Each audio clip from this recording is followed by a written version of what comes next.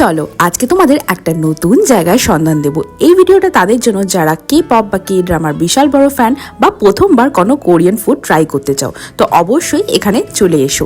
এইখানে তোমরা পাবে অথেন্টিক কোরিয়ান খাবার। হ্যাঁ, একটা কোরিয়ান কাপলই কিন্তু নিজের হাতে বানিয়ে তোমাদের এইগুলো সার্ভ করবে। এটা কিন্তু কলকাতার বুকে আর কোথাও তোমরা পাবে না। তো চলো চটপট করে বলে দিই তোমাদের আমরা কি কি অর্ডার করেছিলাম।